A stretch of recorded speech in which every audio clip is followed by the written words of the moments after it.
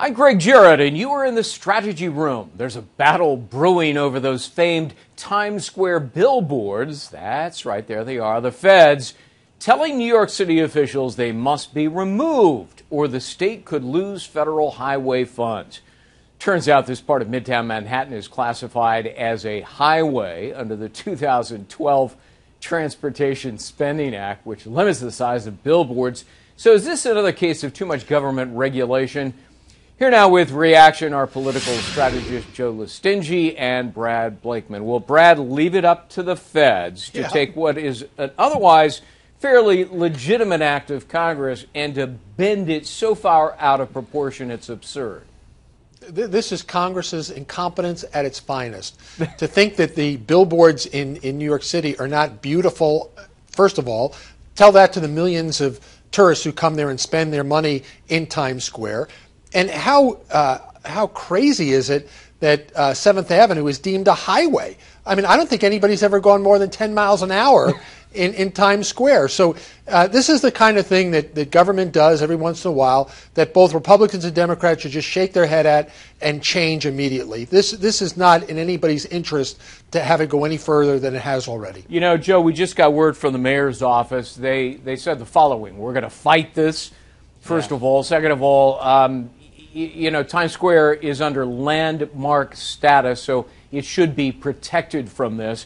And finally, they say, you know what, as Brad is saying, it doesn't really fit under the Highway Beautification Act. What do you think? Yeah, I agree. Actually, Brad brought up a really great point here, which is this is one of those unintended consequences that sometimes happens with a law. I mean, if you think about this law was passed in 12, and yet we can't seem to notice this until 2015. So I actually think they're going to work to find a fix to this. This clearly was not their intention.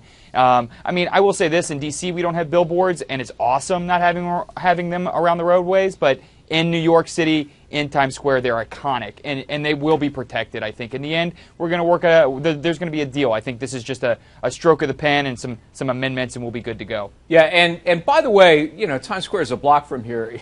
I'm there all the time. It's actually very, very clean.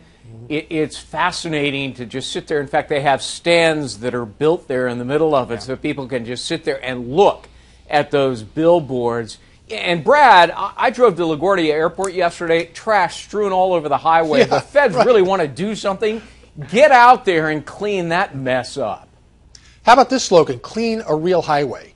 That's what they should be doing. Clean a real highway. Don't destroy a quote-unquote highway that has become not only, as Joe said, iconic, but really a symbol around the world of the technology that America has and the fact that New York stands for so many things, including Times Square in all its glory with its neon and LED lighting. It's fantastic. Yeah, and you know, Joe, if anybody has any doubts as to whether these billboards are actually beautiful, if not fascinating to really look at, just think of the money and revenue they derive. One Times Square, which operates a lot of them, said they make $23 million a year just from those signs. Yeah, no doubt about that. I mean, think about the major events that occur in New York every year. So just like Super Bowl ads have an extreme cost to them, these billboards during Fashion Week are probably, the prices are probably jacked up on them, and which brings in tons of tax revenue for the city and the state. Like I said, this is iconic. Think about Las Vegas. Think about the Strip without their neon lights. What would it be? I mean, it'd still be a desert with some buildings, right? I mean, this is something that's going to stay. They're going to work out a deal on this. It's sad that this kind of got swept into it, but like Brad pointed out, this happens, and it's unfortunate.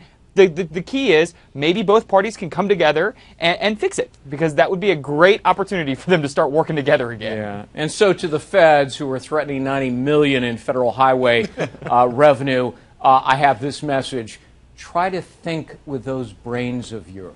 Okay, Joe and Brad, thanks. Check out FoxNews.com for more on this developing story. I'm Greg Jarrett. Thanks for watching.